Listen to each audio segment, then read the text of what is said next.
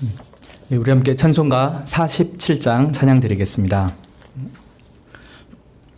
47장 찬양 드리겠습니다.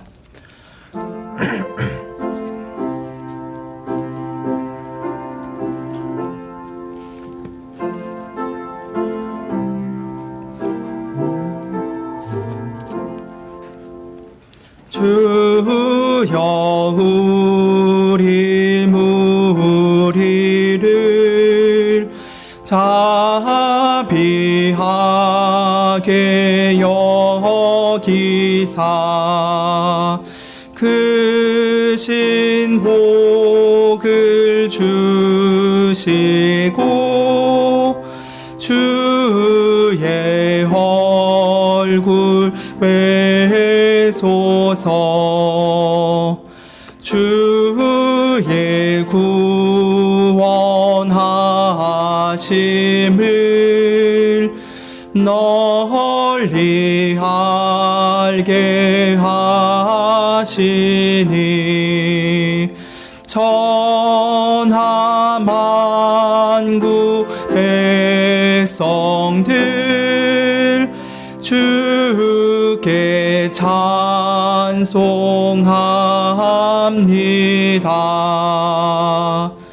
주가 다스리시고 바른 심판하시니 나라들이 즐기며 기쁜 노래합니다. 땅에 나는 모든 것 주의 크신 은혜니 천하만국 백성들 주께 찬송합니다.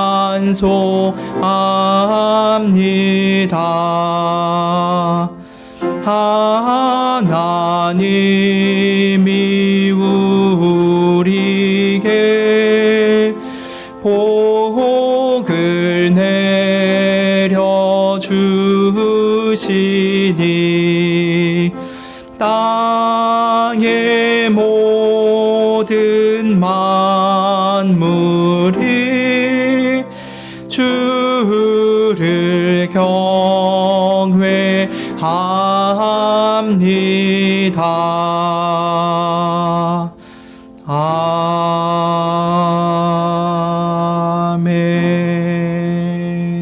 아멘. 다 함께 묵도하심으로 주일 저녁 기도회를 시작하겠습니다.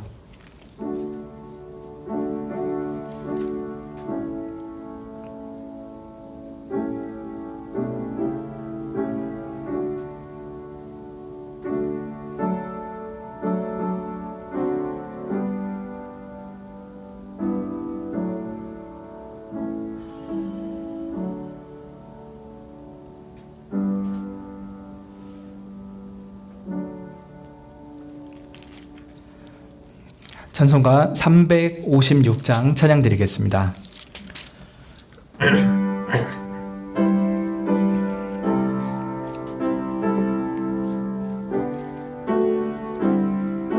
(356장입니다)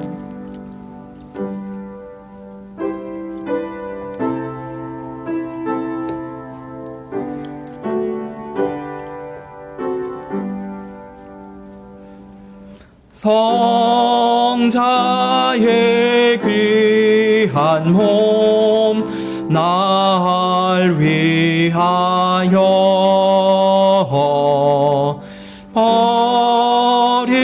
버리신 그 사랑 고마워라.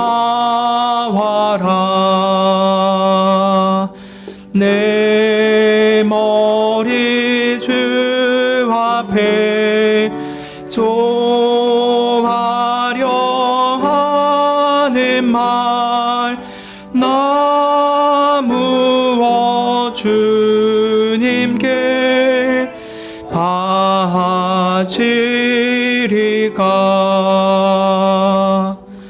지금도 날 위해 간구하심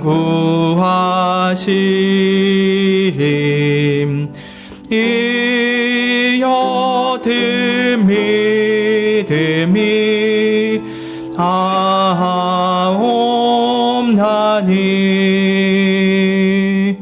주님의 참사랑 고맙고 놀라와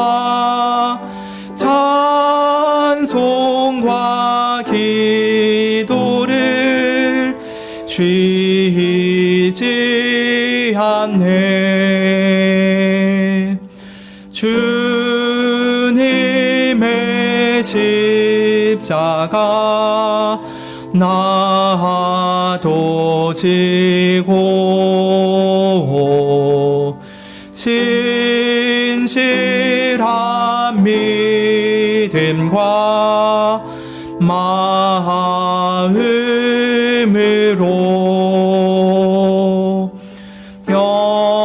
형제의 사랑과 친절한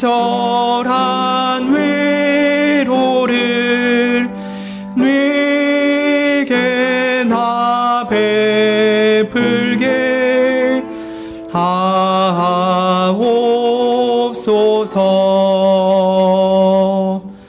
만 가지 은혜를 받았으니 내 평생 슬프나 괴을 거우나 이 몸을 온전히 주님께 바쳐서 주님만 위하여 늘 살겠네. 아멘.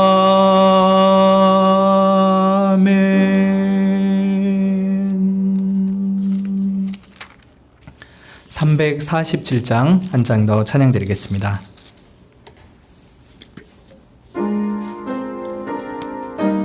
(347장입니다)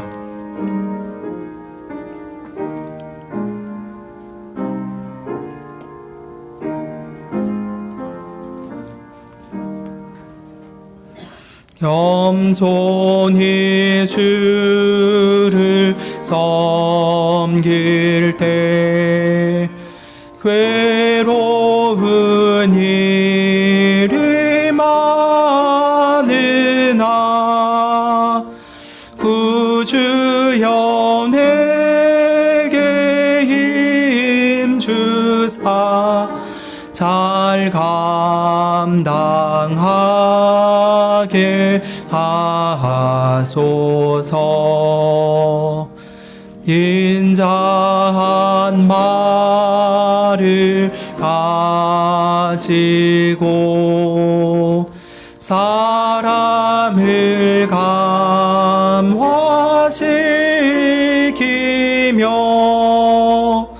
갈 길을 잃은 무리를 잘 인도하게 하소서. 구주의 귀한 인내를 깨달아 하게 하시고 굳건한 믿음 주셔서 늘 승리하게 하소서. 장래의 영광 비추사 소망이 되게 하시며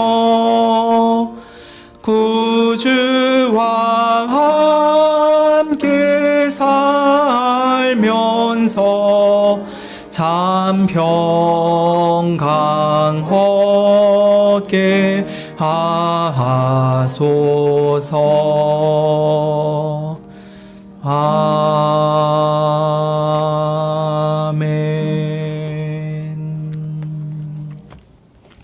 함께 기도드리겠습니다. 하나님, 참으로 무덥고 습한 긴 장마를 지나가고 있습니다. 우리의 육신이 노곤하여지고 우리의 영혼마저도 늘어져서 하나님 앞에 참 믿음과 깨어있는 영혼으로 살아가기 어려운 시기를 보내고 있습니다. 하오나 주님, 이 시간에도 우리의 마음을 지켜주시고 또한 건강을 허락하여 주셔서 하나님 앞에 나와 기도를 아뢰 수 있게 해주심니 진심으로 감사를 드리옵나이다. 날마다 거룩하신 삼위일체 하나님의 은택을 입으며 세상에 속한 자가 아니요 오직 하나님께 속한 자로서의 삶과 기쁨을 누릴 수 있게 해주시니 감사를 드리옵나이다. 그 복되고 거룩하고 고귀한 삶 가운데 우리를 초대하여 주시고 참 자격도 없고 아무 능력도 없으나 우리들을 하나님의 친백성다운 삶을 살아가도록 날마다 빚어주시니 감사를 드리옵나이다. 주님, 이러한 삶의 여정 속에서 참으로 하나님이 기뻐하시는 거룩한 삶의 모습을 온전히 살아야 할 터이나 여전히 우리의 마음 가운데 옛사람의 죄성이 있어서 하나님의 말씀을 온전히 지키지 못하는 우리의 죄를 회개드리옵나이다. 참 하나님을 입으로는 주라 모시지만 우리의 삶에는 마치 하나님이 없는 것처럼 살 때도 있고 하나님이 우리에게 화도 내리지 아니하고 복도 주시지 아니한다 하며 마치 하나님이 우리와 상관없는 듯이 죄를 짓는 우리들을 회개드리옵나이다. 주님, 이 시간 다시금 우리의 심령을 회복시켜 주시사 살아계신 하나님 앞에 우리가 매 순간을 살고 있음을 기억해 하여 주시옵소서. 또한 그 하나님 앞에 믿음으로 살며 하나님을 찾는 이들에게 반드시 상을 주시는 하나님이심을 믿으며 오늘도 믿음의 삶을 힘차게 살아가게 해주시기를 원합니다. 이번 주간에 중한 수술을 받은 성도들 또 성도들의 가족들이 있습니다. 참 육신의 연약함이 우리의 영혼까지도 연약해지게 만들지 않게 하여 주시고 육신의 질병과 고통 속에서 오히려 하나님을 전적으로 붙잡으며 우리의 영혼이 새로움을 입을 수 있는 기회가 되게 해주시기를 원합니다. 또한 바라옵기는 육신의 고통을 감하여 주시옵고 수술한 부위들이 잘 회복되어서 이전보다 훨씬 더 건강하고 복된 삶을 살 수 있게 해주시기를 원합니다. 온 나라가 참 정치적으로도 몹시 혼돈스러우며 경제적으로도 어렵습니다. 나라의 위정자들이 함께 마음을 모아서 이 백성들에게 가장 좋은 것들을 추구하고 아름다운 나라를 만들어갈 수 있도록 은혜를 주시기를 원합니다.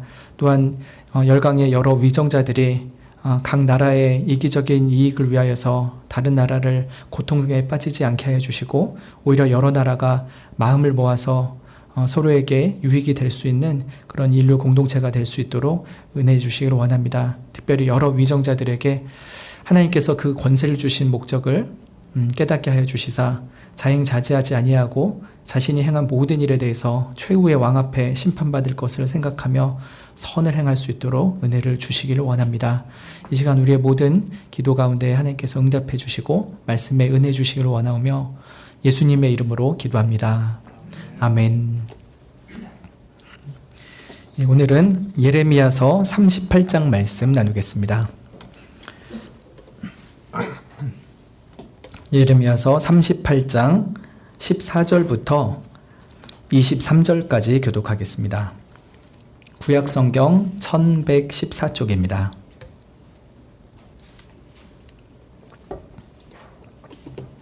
예레미야서 38장 14절부터 23절입니다.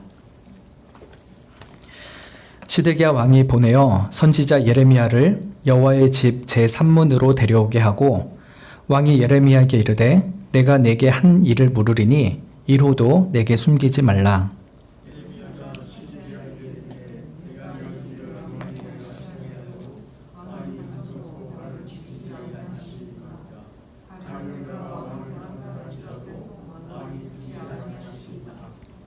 시드기야 왕이 비밀이 예레미야에게 맹세하여 가로되 우리에게 이 영혼을 지으신 여호와께서 사시거니와 내가 너를 죽이지도 아니하겠고 내 생명을 찾는 그 사람들의 손에 붙이지도 아니하리라.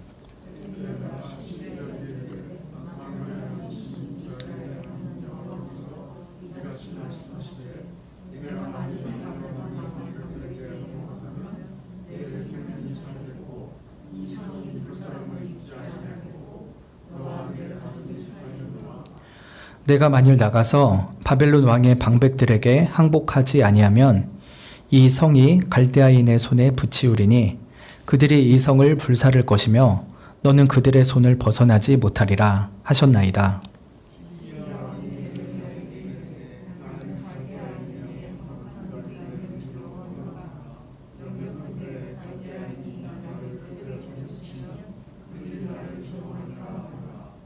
예레미야가 가로되 그 무리가 왕을 그들에게 붙이지 아니하리이다. 원하옵나니 내가 왕에게 고한 바 여호와의 목소리를 청종하소서. 그리하면 왕이 복을 받아 생명을 보존하시리이다.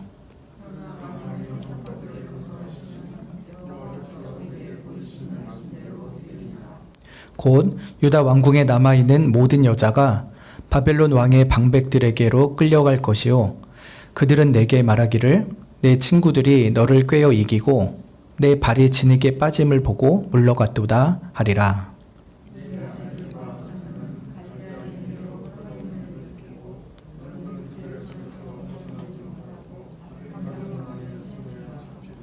또 내가 이 성으로 불사름을 입게 하리라 하셨나이다. 아멘. 매일 성경의 순서를 따라서 예레미야서를 읽고 있습니다. 여호와의 말씀이 남유다가 멸망하기 40여 년 전부터 예레미야 선지자에게 임했습니다. 이 선지자는 그 당시에 16대 왕이었던 요시야 때부터 시작을 해서 마지막 20대 왕 시드기야 때까지 하나님의 복음을 전하고 또 전했습니다. 그 중에서도 예레미야서 37장부터 39장은 마지막 왕 시드기야의 통치 마지막 3년에 대한 기록을 하고 있습니다. 읽지는 못했지만 오늘 설교는 앞장의 37장까지 포함을 해서 하려고 합니다. 37장과 38장에는 크게 세 가지의 사건이 나타나 있는데요. 이 세 사건에서 시드기야가 계속 등장을 합니다. 이 시드기야의 언행을 통해서 거듭나지 못하는 거짓된 성도의 특징이 무엇인가를 보려고 합니다. 그리고 그것에 반면교사 삼아서 거듭난 참된 성도의 삶이 어떠해야 되는지를 보고자 합니다. 첫 번째 사건은 37장 1절부터 등장을 합니다. 시드기야가 예레미야에게 기도 요청을 하는 것이 첫 번째 사건입니다. 천천히 살펴보면요. 1절에는 시드기야가 어떤 과정을 통해서 왕이 됐는지를 기록을 합니다. 시드기야 앞에는 여호야긴이라는 왕이 있었습니다. 그런데 바벨론이 이 친애굽하였던 여호야긴을 3개월 만에 폐위를 시킵니다. 그리고 꼭두각시 왕으로 이 마지막 시드기야 왕을 세웠지요. 그런데 이 시드기야가 어떤 통치를 했느냐 보면은 2절에 보시면 37장 2절이요. 그와 그 신하와 그 땅 백성이 여호와께서 선지자 예레미야로 하신 말씀을 듣지 아니하리라 라고 했습니다. 이 마지막 시드기야 왕부터 시작을 해서 신하들도 온 백성들도 하나님의 말씀을 도통 듣지를 않았습니다.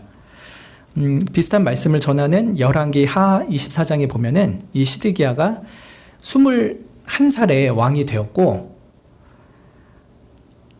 여호야김의 모든 행위를 본받아서 여호와 보시기에 악을 행했다라고 기록을 하고 있습니다. 마지막 왕이 21살의 왕이 된 거예요. 그럼 굉장히 젊잖아요. 우리 청년부에서도 이게 어린 아이 같은 정도의 왕이 된 거예요. 근데 그때 하나님의 율법을 청종하고 그대로 순종했으면은 참으로 좋았겠지만 그는 하나님 말씀을 정말 듣지 않는 왕이었습니다. 바벨론에 의해서 왕이 되었기 때문에 시드기야가 초기에는 바벨론에게 고분고분했습니다. 그런데 다수의 신하들은 매우 강력한 친애굽파였습니다. 그래서 왕은 바벨론의 눈치를 봐야 되는데 신하들은 애굽에게 동맹을 맺고 바벨론이랑 대적하자라고 자꾸 왕을 찌르는 거예요. 왕 입장에서는 괴롭겠죠. 그러다가 결국 신하들에게 휘둘렸는지 애굽과 은밀히 동맹을 맺고 바벨론을 배신하는 일이 생깁니다.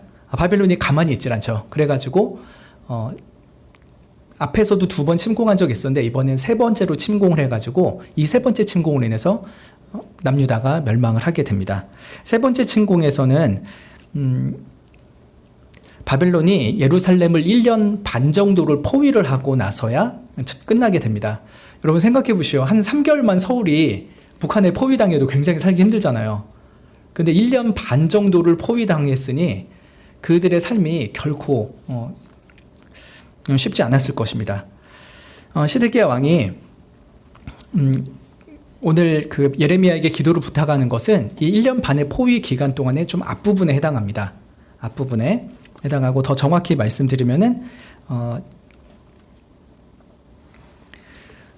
588년의 가을쯤에 있었던 일입니다. 3절에 보면은 시드기야 왕이 여후갈이라는 사람과 제사장 스바냐를 예레미야에게 보냅니다. 그때 기도 제목 하나를 전달하게 하죠. 뭐냐면 너는 우리를 위하여 우리 하나님 여호와께 기도하라 라고 하는 것이었습니다. 예레미야한테 우리 나라를 위해서 좀 기도해 주십시오 라고 부탁한 거죠. 참 좋아 보이죠. 기도 부탁한 거 정말 좋은 일 아닙니까? 근데 이 기도가 좀 그렇게 단순한 것은 아니었습니다. 시드기야는 친애굽파에 속한 신하들의 눈치를 보면서 예레미야를 직접 만나지는 못했습니다. 왜냐하면 예레미야는 계속해서 바벨론에게 항복하라라고 했죠. 근데 그런 항복하라는 예레미야를 시드기야 왕이 만나면 신하들은 뭐라고 생각하겠습니까? 이 왕이 말 안 듣고 우리 말 안 듣고 바벨론에게 항복하려나 보다 하는 생각을 할 수 있겠죠. 그러니까 신하들 눈치를 보느라고 예레미야를 직접 만나지 못하고 다른 신하들을 보내가지고 예레미야에게 기도 부탁을 하는 것입니다. 구체적으로 무엇을 기도해달라고 했는지는 나타나 있지 않죠. 하지만 히스기야 왕이 예전에 기도함으로써 아수르 군대를 멸망하게 하고 철수하게 한 것처럼 아마 이 예레미야의 기도를 통해서 바벨론이 한 번에 물러가기를 기대하면서 기도 부탁한 것으로 보입니다. 근데 마침 4절과 5절에 있는 것처럼요. 바벨론의 군대가 남유다를 지원하려고 올라오는 애국 군대를 막기 위해서 예루살렘 포위를 잠시 풀어주고서 철수한 때가 있었습니다. 잠시만 바벨론이 철수를 한 때였어요. 그 틈에 이 시드기야가 예레미야한테 부탁을 하는 거니까 이 바벨론이 잠깐만 가는 것이 아니라 이참에 완전히 나가게 해주시오라고 기도를 부탁했을 것으로 보입니다. 그래서 자기 동맹국인 애굽이 바벨론을 이겨버리든지 아니면 바벨론이 그냥 자기 나라로 돌아가든지 해서 아무튼 우리나라가 이 포위에서 완전히 벗어나게 해달라 그런 부탁을 했던 것으로 여겨집니다. 근데 여러분 하나님의 뜻은 무엇입니까? 이 남유다로 하여금 나의 징계의 회초리인 바벨론에게 항복하라라고 하는 것입니다. 너희들은 바벨론에게 좀 맞아야 된다. 그러니까 바벨론을 물리치려고 바벨론한테 대들거나 싸우지 말아라. 바벨론이 너희들 때리면은 맞아라 라고 하는 것이었습니다. 하나님의 징계의 회초리니까요. 근데 시드기야는 하나님 앞에서 자기의 죄는 회개하지 않고요. 이 징계의 회초리인 바벨론만 좀 떠나가게 해달라라고 말을 하는 것입니다. 우리 자녀들이 그런 경우 있잖아요. 잘못을 해서 혼내요. 그러면은 맞는 것만 피하려고 해요. 그러면서 자기 잘못은 고치려고 안 하죠. 그럼 어떡합니까? 또 맞지요. 그렇지만 또 맞을 땐 아빠 안 할게요 하지만 또 그 잘못을 반복합니다. 그럼 어떡합니까? 또 맞지요. 그러면서 지혜가 쌓여서 이렇게 하면 진짜 혼나는구나 하고 나중에는 자기 잘못을 아예 버리겠죠. 근데 이 시드기야는 이미 그 앞전에 왕들 때 바벨론한테 1차 침공으로 맞고 2차 침공으로 맞았는데도 자기 죄를 버릴 줄 모릅니다. 자기 시대에 3차 침공을 맞으면서도 하나님 앞에 회개하기보다는 제발 이 바벨론 물러가게만 해주십시오 라고 기도를 하고 있는 것입니다. 여기서 성령으로 말미암는 거듭남을 받지 못한 거짓된 성도의 한 특징이 나옵니다. 뭐냐면 그 거듭나지 못한 거짓 성도예요. 성도라고 하니까 좀 헷갈리죠. 여기서 말하는 성도라는 건 교회에 오는 것을 말합니다. 그런데 교회에 온 사람 중에서도 참으로 거듭난 성도가 있는 반면에 거듭나지 못한 성도도 있는 것이죠. 누가 누군지 구별 못하니까요. 우리는 성도라고 부르지만 하나님은 다 아시겠죠.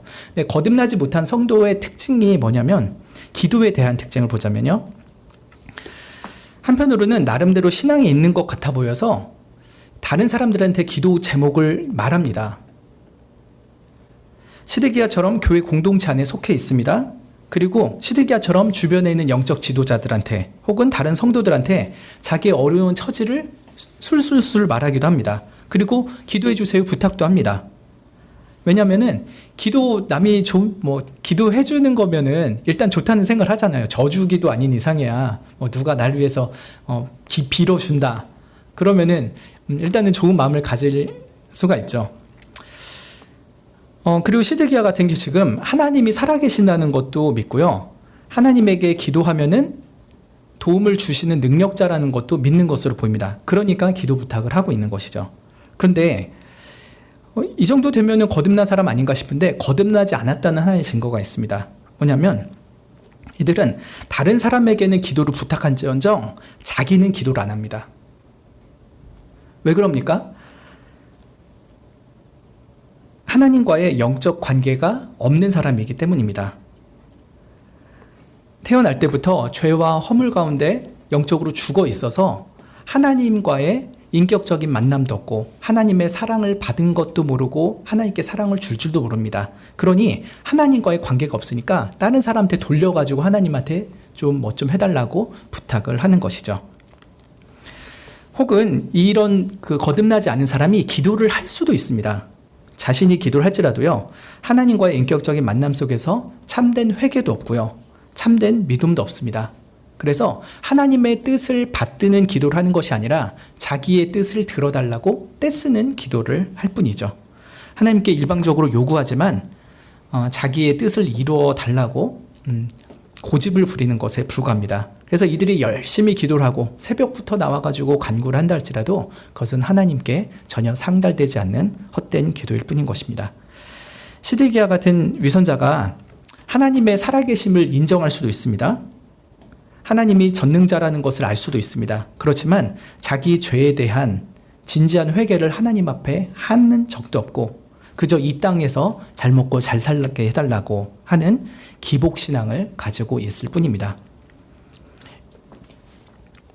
사람이 귀를 돌이키고 율법을 듣지 아니하면 그의 기도도 가증하다 했습니다. 하나님을 믿고 하나님의 말씀을 순종하고자 하는 마음으로 하는 기도라야 하나님께 기쁨이 되는 기도이죠.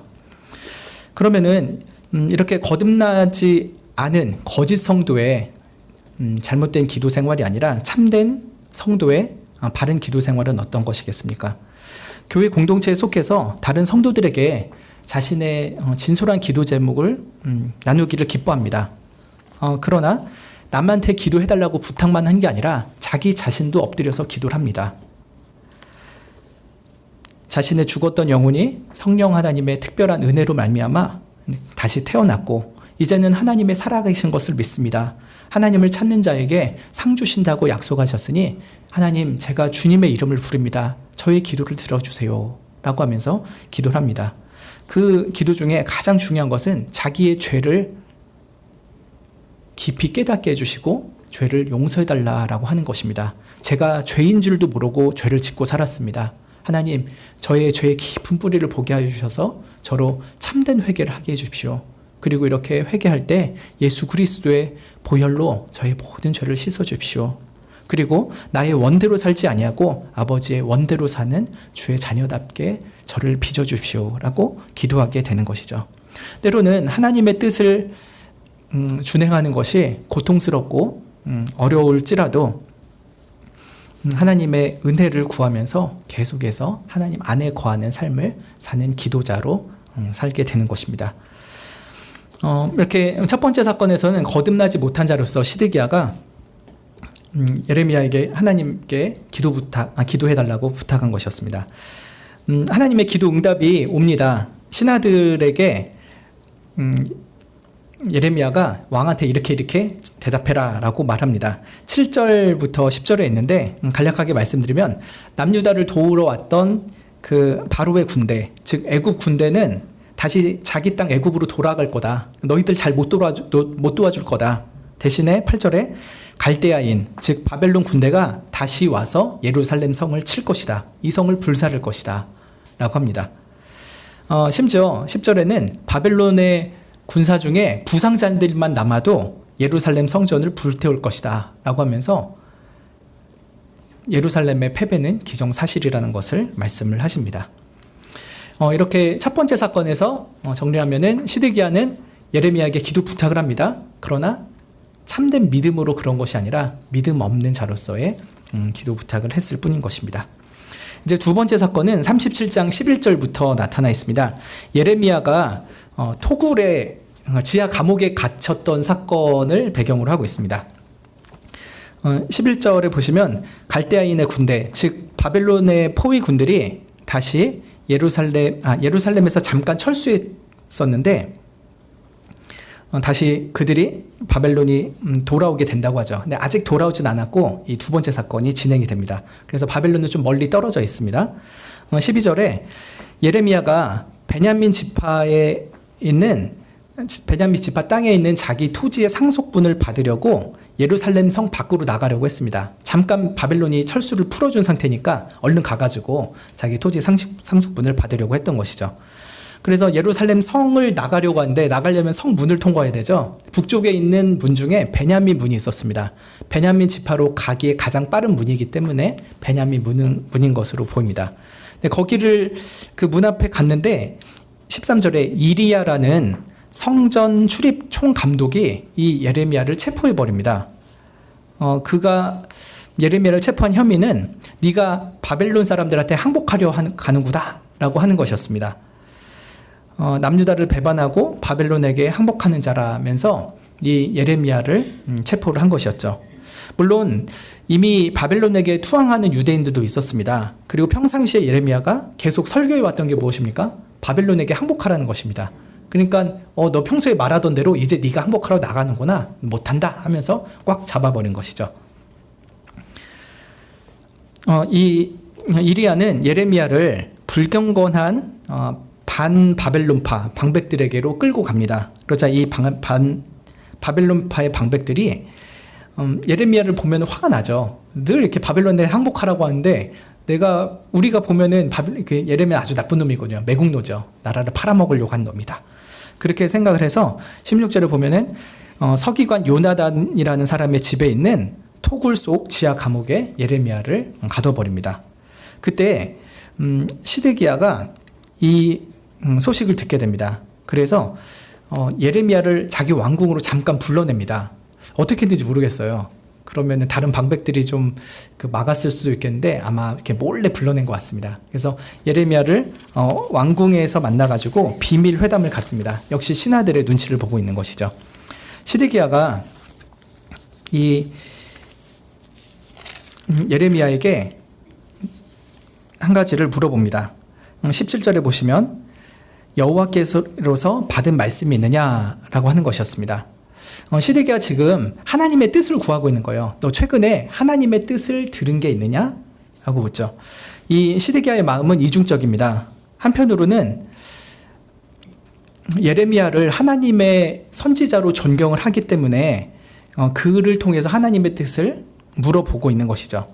바벨론이 일시적으로 철수한 것을 보면서 혹시 하나님이 바벨론을 영구히 철수시켜 주려고 하는 건가? 좋은 징조가 아닌가? 그러면서 하나님의 뜻을 확인하고 싶었던 것으로 보입니다. 기대감이 있었던 것이죠. 근데 또 한편으로는 여전히 당시에 거짓 선지자들에게 미혹되었던 강팍한 신하들의 눈치를 보면서 하나님의 뜻대로 바벨론에게 투항할 생각은 하지는 못하고 있습니다. 그저 하나님의 뜻이 무엇인지를 눈치 보고 또 신하들을 눈치 보면서 그 가운데서 어떻게 해야 되나 계속 간을 보고 있는 것이죠.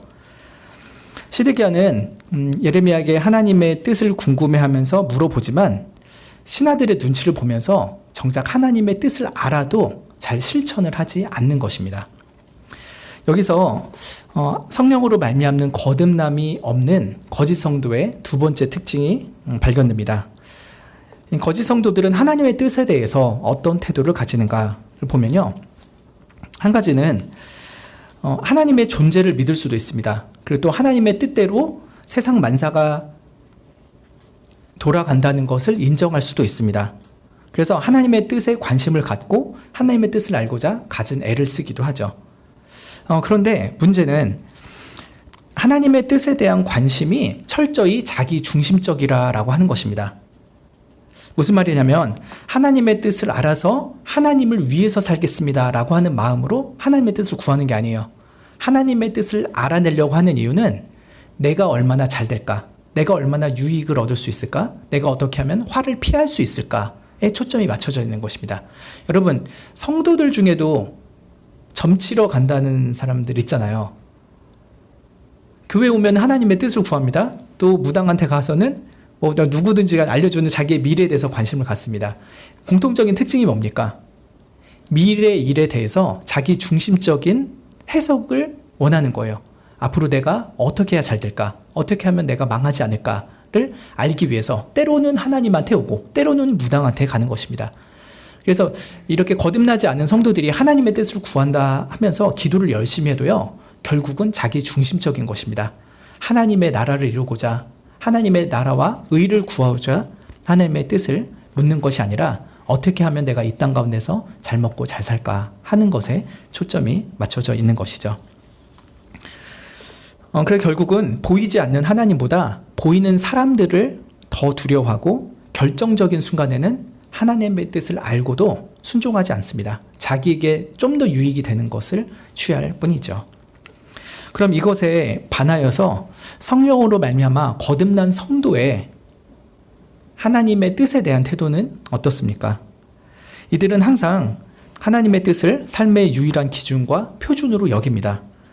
그래서 하나님의 뜻을 구합니다. 그런데 성도도 연약함이 있죠. 그래서 하나님의 뜻을 알면서도 잘 지키지 못할 때도 있습니다. 근데 그런 성도들의 마음의 특징은 뭐냐면은 마음에 무거움이 있어요. 하나님 저에게 이렇게 하라고 하시는데 제가 저러고 있네요. 하나님의 뜻을 알면서도 제가 이렇게 어기고 있네요. 하면서 마음에 무거움이 있어요. 그리고 결국은 하나님의 뜻을 온전히 받들지 못하는 자기에 대해서 회개를 합니다. 이들 역시 인간인지라 세상적인 편안함을 더 바라고 인간적으로 더 쉬운 길을 가려고 하는 마음이 있습니다. 그렇지만 여러 시행착오 속에서 하나님 이제 제 뜻을 내려놓고 정말 하나님의 뜻대로 살겠습니다 하면서 더 성숙한 성도의 모습을 가져가게 되는 것이죠. 때로는 하나님의 뜻을 알고 최선을 다해서 섬기려고도 합니다. 예레미야처럼 하나님의 뜻을 그대로 전하고 행하다가 이렇게 토굴에 갇히고 어려운 일을 당하기도 하죠. 그럴지라도 끝내 하나님의 뜻에 순종하기를 간절히 바라고 하나님 저에게 인내심을 주십시오. 하나님의 뜻을 이룰 수 있게 저의 심령을 새롭게 해주십시오 라고 기도하게 되는 것입니다. 이렇게 시드기야는 예레미야를 직접 만나가지고 하나님께 받은 말씀이 있는지를 물었습니다. 예레미야의 대답은 무엇입니까? 17절부터 보면은 맞습니다. 하나님께 받은 말씀이 있긴 합니다 라고 하면서 말합니다. 17절 하반절을 보면 왕이 패배해서 바벨론 왕의 손에 부침을 입을 것입니다 라고 하는 것이죠. 시드기야가 기대했던 답과는 정반대의 대답이 왔습니다. 그리고 예레미야는 왕한테 탄원을 합니다. 제가 무슨 죄를 졌는데 이렇게 감옥에 갇혀 있어야 됩니까? 그리고 바벨론 왕이 침략하지 않으리라고 말했던 그 거짓 선지자들 다 어디 갔습니까? 그리고 자기를 서기관 요나단의 집에 돌려보내지 달라고 부탁을 합니다. 왜냐하면 예레미야도 고통스럽잖아요. 여러분, 아무리 하나님의 뜻대로 살고자 각오를 해도요, 힘든 건 힘든 겁니다. 그래서 예레미야가 지금 부당하게 이 지하 토굴에 갇혀 있는 자기 처지를 왕한테 호소를 하고, 나를 그 지하 감옥에 다시 돌아가지 않게 해줍시오라고 청원을 하고 있는 것입니다.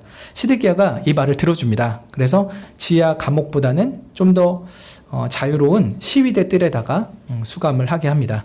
시위대 뜰은 왕궁 근처에 있는 것인데 지하가 아니고요, 또 감옥처럼 엄격하게 딱 감금해 놓는 것은 아니었던 것으로 보입니다.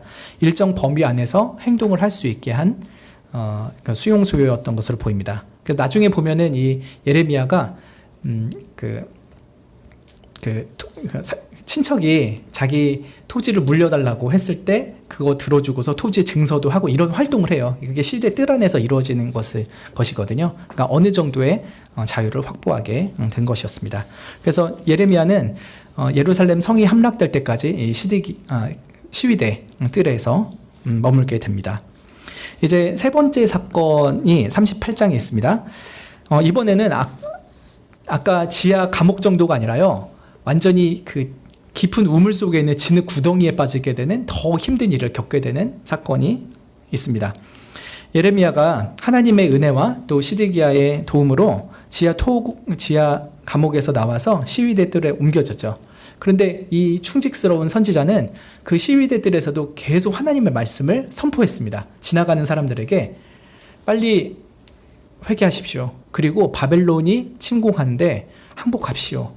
그것이 하나님의 뜻입니다. 라고 하면서 계속 전했습니다. 근데 이 말을 38장 1절에 보시면은 반바벨론파의 강력한 신하들이 듣게 됩니다. 이름이 뭡니까? 스바랴, 그다랴, 유갈, 바수홀, 이런 사람이죠. 그들의 부모 때 혹은 자신의 때에 예레미야를 여러모로 괴롭혀왔던 사람들입니다. 아주 괴악한 종족들이죠. 근데 예레미야가 뭐라고 전파했길래 이 방백들이 뿔이 났습니까? 2절에 보시면 이 성에 머무는 자는 칼과 기근과 연병에 죽을 것이다 라고 합니다. 너희들 계속 이 예루살렘 성 안에 있으면 반드시 죽는다 라고 하는 것이죠. 그러나 갈대아인, 즉 바벨론 군대에게 항복하는 자는 살 것이다. 그의 생명만큼은 전쟁터에서 노량물을 얻은 듯이 건질 것이다. 이 성은 반드시 바벨론 왕의 군대의 손에 붙여질 것이니 바벨론 왕이 이 성을 취할 것이다 라고 합니다. 그래서 이 성은 어차피 무너질 것이다, 멸망할 것이다 라고 말합니다. 다만 항복을 하면은 그 고통을 줄일 수 있는 것이죠. 그래서 항복을 하면은 그 생명을 전쟁터에서 노량물 건지듯이 건질 것이다. 그래서 딴 거는 다 잃어도 그냥 목숨은 부지하게 될 것이다 라고 합니다. 만약에 항복을 하지 않으면 목숨도 날아갈 것이다 라고 말하는 것이죠. 그래서 3절에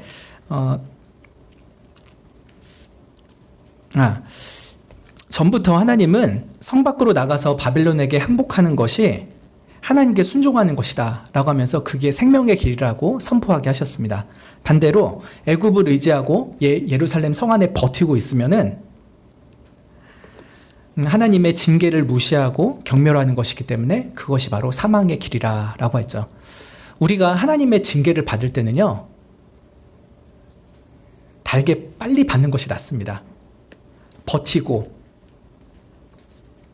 버티면 더 많이 아플 뿐입니다. 하나님께서 우리를 징계하신 이유는 뭡니까? 우리로 하여금 영적인 성숙을 갖게 하기 위함이죠. 죄가 무엇인지를 뼈저리게 깨닫고 하나님이 기뻐하시는 거룩이 무엇인지를 가르치기 위함입니다. 하나님은 우리를 거룩한 백성으로 만들고자 하는 목적으로 우리를 구원하셨기 때문에 우리의 거룩이 완성되기까지 쉬지 않으십니다. 근데 우리의 거룩을 방해하는 죄가 계속 있다면요, 어떻게든 그 죄를 뽑아내실 것입니다. 그래서 죄를 뽑아내는 과정을 위해서 우리를 징계하신다면요, 빨리 그 징계를 달게 받고 회개하는 것이 가장 고통을 더는 방법일 것입니다. 자꾸 버티면은 더 고통을 더할 뿐이죠. 생명의 길이 무엇인지 가르쳐 주실 때, 징계를 받을 때 순종하라 라고 하는 것이 있습니다. 바벨론이 쳐들어오면은 성문을 열고 항복하라 라고 하는 것입니다. 근데 안 하고 자꾸 성문을 닫아놓고 덤비면은 어차피 망할 때 더 크게 상할 것이다. 많은 사람이 더 많이 죽임을 당할 것이다 라고 말씀하는 것입니다. 그러나 신하들은 사망의 길을 택한 자들이죠. 정치적으로는 애국과 친밀하고 바벨론에게 적대적인 자들이었습니다. 그리고 무엇보다 하나님을 두려워하지 않는 자들이었죠. 바벨론에게 투항하라고 권하는 예레미야를 반국가적인 선동자로 간주하고서 이 예레미야를 시드기야 왕에게 고소합니다. 사절에 보시면 그 4명의 방백이 시드기야 왕한테 예레미야를 고소합니다. 이 사람이 백성의 평안을 굳지 않고 해를 구합니다. 청컨대 이 사람을 죽이십시오. 그가 이같이 말하여 이 성에 남은 군사의 손과 모든 백성의 손을 약하게 합니다. 라고 합니다. 한마디로 백성에게 평안을 해치고 있다라고 하는 것입니다. 근데 여러분, 지금 백성의 평안을 해치는 장본인은 누구입니까? 바로 내 방백이죠. 시드기야 왕을 받고 하면서 계속해서 바벨론에게 투항하지 못하게 하는 이들이 더 백성들에게 해를 끼치는 자들입니다. 근데 이 시드기야는 굉장히 우유부단한 사람이에요. 하나님이 살아계신 분인 것도 믿고 하나님의 눈치도 볼 줄 아는 사람입니다. 그런데 또 한편으로는 신하들 눈치도 엄청 많이 봅니다. 그러니까 지금 같은 경우도 5절에 매우 굴욕적인 대답을 합니다. 봐라, 그가 예레미야가 너희 손에 있다. 나는 조금도 너희를 거스를 수 없다 라고 합니다. 젊은 나이에 왕이 됐고 더 기세 등등한 신하들을 이겨낼 재간이 없었던 시드기야는 예레미야가 죄가 없는 것을 알면서도 예레미야를 내어준 것입니다. 그래서 방백들은 왕의 허락을 받았기 때문에, 형식적인 허락이죠. 그걸 받았기 때문에 왕족 말기야라는 사람의 집에 있는 구덩이에다가 예레미야를 던집니다. 아마 그 우물이었던 것으로 보이는데 상당히 깊은 우물이었던 것으로 보입니다. 근데 맑은 물은 없고 그 밑에 진흙이 있어가지고 빠지면은 그 진흙의 세균에 감염되고 또 굶주려서 서서히 죽게 되는 곳이죠. 그곳에 예레미야가 들어가게 됩니다. 근데 하나님께서 이 예레미야를 그냥 놔두진 않으셨습니다. 은혜를 베푸셔서 한 사람을 보내십니다. 7절에 보면은 에벳 멜렉이라는 사람이 등장하죠.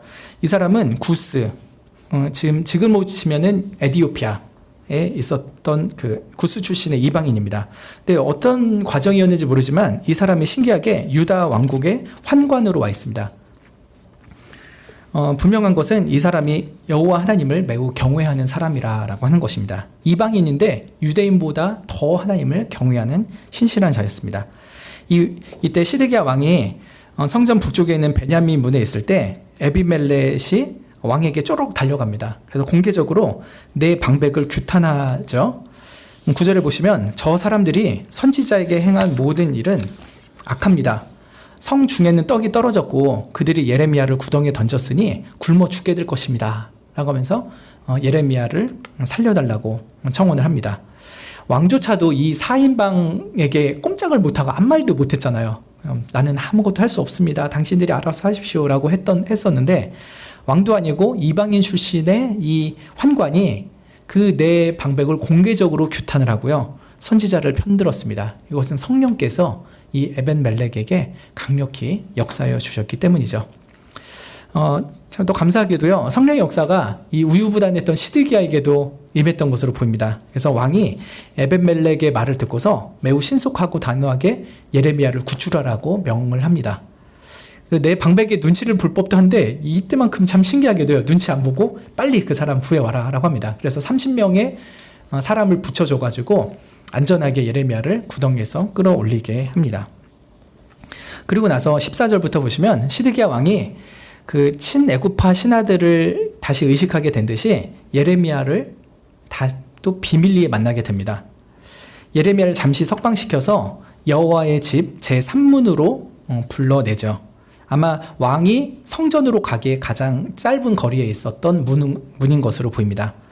그래서 예레미야에게 한 가지 질문을 할 테니까 조금 더 숨기지 말고 대답을 하라라고 합니다. 근데 무슨 질문인지가 안 나와 있어요. 그런데 예레미야가 그냥 대답을 해버립니다. 시드기야가 무슨 질문을 할지 그 속을 빤히 다 읽고 있는 것이죠. 그것은 바로 바벨론에 포위된 남유다의 앞날에 하나님의 뜻이 어떻게 될 것을 물어보려고 했던 것이죠. 예전에 했던 건데 또 물어봅니다. 아마도 자기가 용기를 내어서 예레미야를 진흙 구덩이에서 끌어올려줬으니까 좀 하나님이 나를 어여삐 여기셔서 좀 우리나라를 구원해 주지 않을까? 내가 좀 최근에 좀 이쁜 짓 좀 했는데 하나님이 잘해 주시지 않을까? 하는 기대감이 섞여 있을 수도 있겠습니다. 예레미야는 자신이 하나님의 뜻을 알려줘도 왕이 자기를 죽이지 않겠다는 약속을 해달라고 합니다. 벌써 이런 말하는 거 보면은 시드기야가 좀 불안하겠죠. 네, 그리고 자신이 하나님의 뜻대로 권한다고 해도 당신은 듣질 않을 거다라고 예언을 합니다. 시드기야의 특징이 뭐냐면 하나님의 뜻을 듣고는 싶어 하지만 그거에 순종은 안 합니다. 시드기야는 비밀이 여호와의 사심을 가리키면서 맹세합니다. 내가 너 죽이지 않을 거야. 그리고 너를 죽이려고 하는 사람들, 즉 그 내 방백에게도 넘겨주지 않을게. 이렇게까지도 약속을 합니다. 그제서야 예레미야는 남유다를 향한 하나님의 뜻을 시드기야에게 구체적으로 말하기 시작합니다. 17절 하반절을 보시면 만일 시드기야가 바벨론 왕의 방백들에게 항복을 하면 시드기야와 그 가족들이 살게 되고 예루살렘 성이 불사람을 입지 않을 것이라 라고 합니다. 역시 멸망하는 건 기정사실이에요. 하지만 왕이 죽음은 피할 수 있고 가족들도 살 수 있을 것이라 라고 합니다. 예루살렘 성도 불타지는 않을 것이다 라고 형벌이 경감될 것을 약속을 합니다. 그렇지만 18절에 나가서 바벨론 왕의 방백들에게 항복하지 않으면 이 성이 갈대아인들에게 불살라지고 시드기야도 그들의 손에 붙잡힐 것이다 라고 경고를 합니다. 이 정도 얘기 들으면 시드기야는 진짜 결단을 해야 됩니다. 항복을 할 것인가 아니면 끝까지 버틸 것인가. 근데 시드기야가 속으로는 항복을 하고 싶은 마음도 있었던 것 같아요. 왜 그럽니까? 항복을 해야 자기도 살고 가족들도 살고 예루살렘 성전도 불타지 않는다고 얘기를 들었으니까. 그래서 항복을 안 하고 싶은 마음이 있기는 한데요. 그래도 항복을 할 수 없는 이유를 말합니다. 19절에 보시면 나는 바벨론 군대에게 먼저 항복한 유대인들이 두렵다라고 합니다. 이미 아마 예레미야의 설교를 들어서 그랬는지 바벨론에게 투항해서 성 밖으로 나간 유대인들이 있습니다. 근데 뒤늦게 시드기야 왕이 항복하고 온 것을 보면은 막 놀릴 거라는 거예요. 야, 진짜 항복하지. 너 때문에 온 나라 사람들 다 고생하고 이렇게 나라를 말아먹었냐. 이 시드기야 왕 정말 못됐다 하면서 비난하고 조롱할 것이 너무 두렵다는 거예요. 백성에게 모욕당하고 자신의 왕으로서의 고귀한 명예와 자존심이 짓밟힐까봐 차마 투항을 못하겠다라고 합니다. 여러분이 시드기야시라면 어떠시겠습니까? 내가 좀 창피를 당할지라도 국민들을 살려겠다 라고 하면서 성문을 열어주겠습니까? 아니면 국민들이야 죽든지 말든지 내가 잘 살아야지, 내가 어떻게든 버틸 수 있겠지 라고 하면서 성문을 굳게 닫을까요? 근데 여러분, 시드기야는 지금 19절에 보면은 자기 자존심 문제 때문에 성을 못 열겠다라고 하는데요, 사실 더 깊은 이유가 있습니다. 그것은 하나님께 순종하지 않겠다라는 거예요. 왜 사람들이 자존심을 그렇게 세웁니까? 하나님께서는 겸손해라, 너의 자존심 내려놓아라 라고 말씀하시는데 하나님의 말씀을 듣지 않는 거예요. 그래서 겉으로 보면은 그냥 인간 왕으로서의 자존심을 끝까지 꼿꼿하게 세우려고 하는 것 같지만 사실은 너 내 앞에 회개해라, 너의 죄를 다 자복하고 백성들을 살려라, 네가 창피 당하더라도 너도 내가 생명을 지켜줄 것이고 너희 국민들도 내가 지켜줄 것이니 순종해라, 시드기야야 순종해라 라고 합니다. 근데 시드기야는 끝까지 순종을 하지 않고 있는 것입니다. 자존심 문제가 아니라요, 이건 믿음의 문제였던 것입니다. 하나님을 믿지 않고요, 순종하지 않는 것이었습니다. 예레미야는 일단 시드기야를 달랩니다. 바벨론 무리들에게 먼저 투항한 유대인들이 당신을 붙잡지 못하게 할 것입니다. 그리고 그렇게 안심을 시키고요, 다시 성숙한 믿음으로 시드기야를 설득을 합니다. 20절 하반절에 왕의 목소리에 청종하기만 하면 왕이 복을 받아서 생존할 것입니다 라고 말하죠. 형벌 자체를 피할 수는 없겠지만 형벌을 완화시킬 수 있으니 여호와의 목소리에 청종하고 투항하십시오 라고 말하죠. 21절에 또 경고를 합니다. 그러나 항복을 거절하면 여호와께서 보이신 말씀대로 될 것입니다 라고 합니다. 여호와께서 보인 말씀이 무엇입니까? 22절부터 있죠. 정말 끔찍한 일인데요. 유다 왕궁에 남아있는 모든 여자들, 아마 궁녀들로 보입니다. 궁녀들이 바벨론 왕의 방백들에게 포로로 끌려갈 것입니다. 그럼 그녀들이 시드기야에게 놀릴 거라는 거예요. 궁녀들이 자기 왕을 놀리게 될 것이라는 겁니다.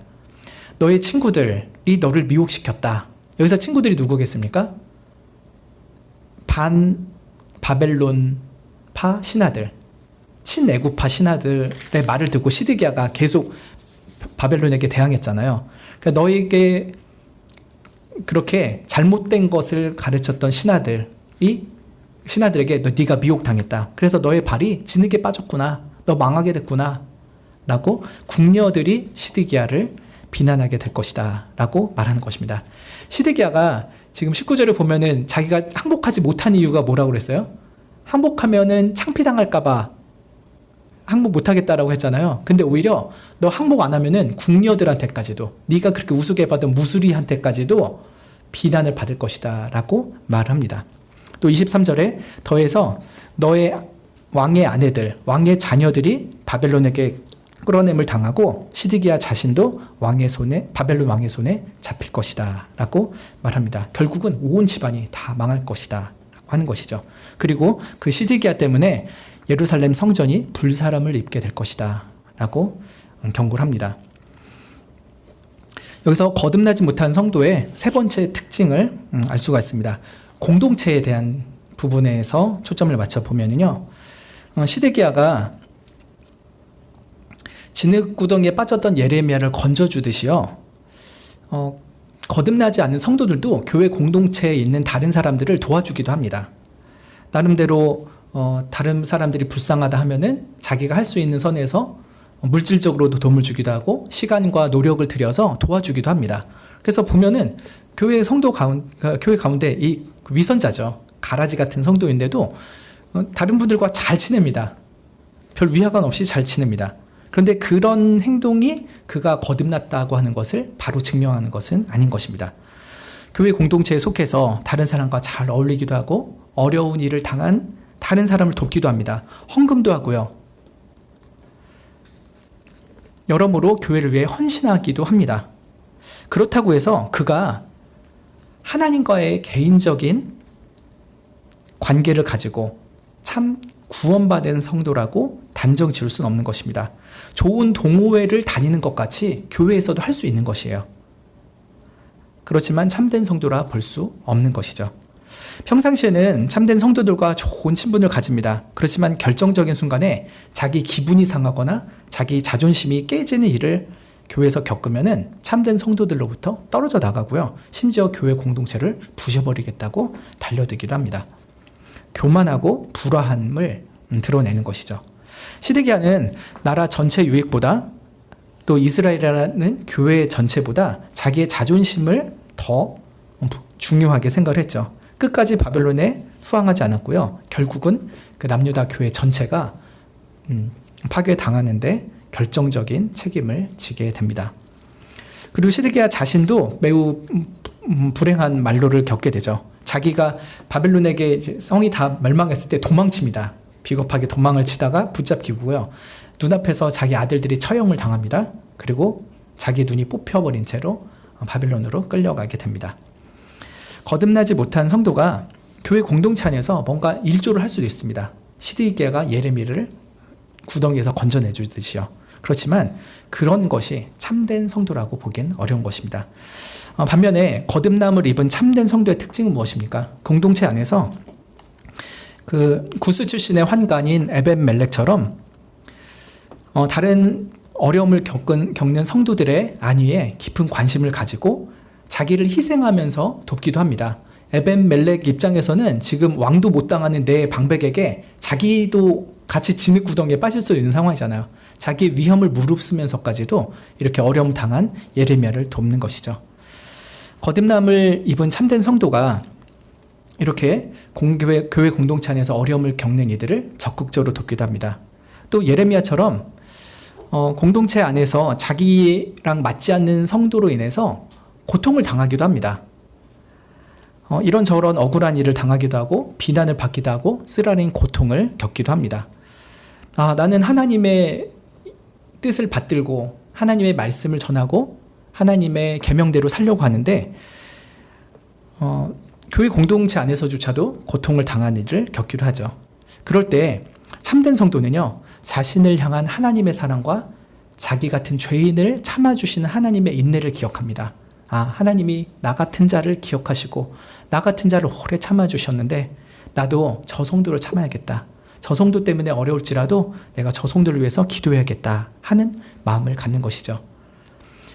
그래서 시드기야처럼 교만한 것이 아니라요, 오히려 예레미야처럼 겸손한 마음으로 끝까지 교회 공동체를 사랑으로 품는 것입니다. 왜 그럽니까? 교회를 사랑해라, 성도들과 화목해라, 한마음 되어라, 서로를 위해 기도하라 하시는 하나님의 말씀에 순종하기 때문입니다. 순종하기 때문에 그런 것입니다. 말씀을 맺으려고 합니다. 행여나 오늘 말씀 들으면서 내 안에 시드기야 같은 모습이 있는데 그럼 나 거듭나지 못한 성도인 거 아니야? 이런 걱정이 드실지도 모르겠습니다. 근데 그건 아닙니다. 겉으로는 비슷해 보일 수 있겠죠.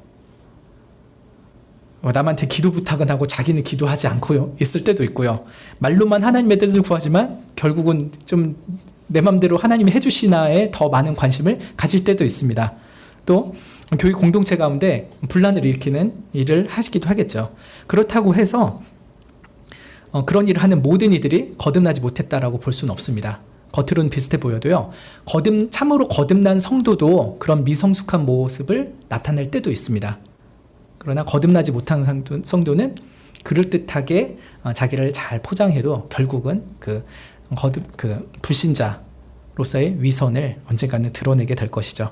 그래서 혹 시드기야 같은 모습이 내 가운데 있다 할지라도 내가 전혀 구원받지 못한 진짜 가라지였나, 거듭나지 못한 자였는가 이렇게 걱정하시기보다는요, 하나님, 제가 참 하나님의 은혜로 말미암아 이렇게 거듭난의 은혜를 입었음에도 불구하고 여전히 울퉁불퉁하고 미성숙한 모습이 있습니다. 저를 불쌍히 여겨주시고 더 거룩하고 성숙한 성도가 되게 해주시오라고 기도하면 좋겠습니다. 세 가지 아까 그 특징들을 말씀드렸는데요, 이렇게 기도하면 좋겠습니다. 남에게 기도 부탁만 하지 않고요, 자기 스스로가 하나님에 엎드려 기도하는 성도가 되기를 기도하면 좋겠습니다. 두 번째로는 말로만 하나님의 뜻을 구하는 자가 아니라 진심으로 나의 뜻을 내려놓고 아버지의 원대로 하옵소서라고 하는 성숙한 성도 되게 해주시기를 기도하면 좋겠습니다. 마지막 세 번째로는 알곡에 섞여 있는 가라지 성도로서 자존심 드러내는 그런 삶이 아니라 하나님 앞에 겸손하고 교회를 진심으로 사랑하며 순종하는 참된 알곡 성도답게 저를 여물어 가게 해주십시오라고 기도하면 좋겠습니다. 기도하고 마치겠습니다. 하나님, 우리 가운데 여러 미숙한 면이 있고 옛사람의 잘못된 성정이 여전히 남아있어서 죄를 짓기도 합니다. 그러나 하나님께서 성령의 은혜로 말미암아 우리를 거듭나게 하여 주셨사오니 새 사람으로서의 거룩한 삶을 살아갈 수 있게 하여 주옵소서. 많은 시행착오가 있고 하나님의 말씀을 알면서도 어기는 연약함과 완악함이 있사오나 이러한 우리들을 오늘도 불쌍히 여겨주시사 하나님께서 기뻐하시는 참된 성도로서의 삶을 살아갈 수 있도록 우리의 심령 가운데 역사하여 주시옵소서. 예수님의 이름으로 기도합니다. 아멘. 하늘에 계신 우리 아버지여, 이름이 거룩히 여김을 받으시오며 나라의 임하옵시며 뜻이 하늘에서 이룬 것 같이 땅에서도 이루어지이다. 오늘날 우리에게 일용할 양식을 주옵시고 우리가 우리에게 죄 지은 자를 사하여 준 것 같이 우리 죄를 사하여 주옵시고 우리를 시험에 들게 하지 마옵시고 다만 악에서 구하옵소서. 대개 나라와 권세와 영광이 아버지께 영원히 있사옵나이다. 아멘.